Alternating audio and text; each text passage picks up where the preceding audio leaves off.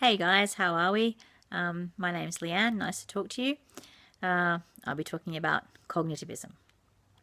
Cognitivism concerns itself with inner mental activities, understanding how learners learn. It involves reflective thinking, or thinking about your thinking, and the process is involved in acquiring, organizing, and using knowledge. This comes from Egan and Kalchek, 2013, and Keene, 2015. So the mind is likened to a computer or an information processing unit. Information comes in via environmental stimuli, it's processed, resulting in certain outcomes, learning being one of them. This concept of the mind being an information processing unit has spurred much research about human memory. According to Egan and Kalchek, we readily retrieve and use information stored in our memory for responses and decision making based on exposure to the new environmental stimuli. Therefore, unlike behaviorism, where learners act similar to programmed animals responding to environmental stimuli, learners here are viewed by the cognitive theorists as entities possessing rational thought. They actively participate in the learning process, and their actions are consequential.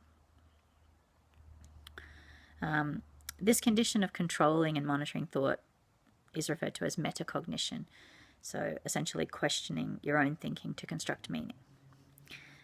I've chosen today to look at a couple of examples that display my understanding of cognitivism.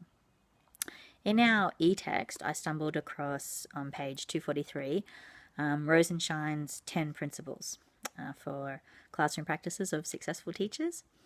And they just really resonated with me because I was involved in a Year 9 math class this week where we had to prove triangles. And yeah, I could see these steps would have been really useful for the teacher. So I'm not going to read all the steps to you. I'm sure you're quite capable to read your own, but I will have a look at a couple of them and show you how they would have worked in the class that I was involved in. So step number 1, begin a lesson with a short review of previous learning. So this can strengthen previous learning and help rapid recall of information over the longer term. The teacher in question launched into our lesson with lots of new material. Now, proving triangles, if you're not familiar with the concept, you have to use certain rules to show that the two triangles are congruent, equal. Now, what became very clear very quickly was that the students did not remember these basic rules that they needed to use to be able to go to the next level for this new information. So when I was reading this Rosenshine segment in our e-text, I was like, oh my gosh, perfect. Now, I know a quick quiz at the beginning of a class is not probably new information for anyone, but I think sometimes when you're time poor or you've got lots of material to teach, it's probably easy just to go, oh, got to get on. But I think that in a math class especially, it was really, really good information. The second point that Rosenshine talks about is present new material in small steps and have students practice after each step.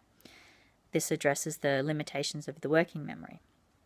And again, if you think of your math textbook, my Year 9 math textbook, it might have one example that is meant to be done by the teacher perhaps, or by the class as a whole. And then its first 3 questions might be exactly identical to that, utilizing the same rules to prove the triangles. And then we might move on to adding in a new rule, and then there might be 2 or 3 examples of that. So essentially it's sort of set up in that way where you look at something new, takes a little while to learn it, you're going to go break it down into small steps, move to the next step, make it that little bit more difficult, but still relying on the previous information. I thought, again, not something that I had thought about in that way necessarily before, but makes perfect sense. The last one I'll read to you is number 3. Asking frequent questions helps the teacher to check for understanding and allows students to practice new information and connect new material to prior learning. This probably was one that was really clear from this lesson. After the classroom teacher started the lesson, blank faces everywhere because the kids obviously just hadn't recalled the information from their previous teacher. This is a new teacher to our class, so they just probably weren't on the same page as to where one left and where the next one came in. So yeah, total blank faces. I just turned around and asked, did they remember these rules? No. So then immediately we adjusted and we wrote up all the old rules, went through them all, had a little quiz with them and stuff, and just went over them before we went to the new material. So by asking a couple of quick questions and getting everybody involved in what they remembered and how they remembered it and who knew what and that sort of thing, we quickly established that it was really essential to go back over this stuff and go back to step one and do a short review of previous learning. So I really like these Rose and Shine principles. They were really clearly illustrated by my Year 9 math class the other day. The final example I want to share with you guys is an example of Vygotsky's scaffolding to support a Year 4 class with a math activity.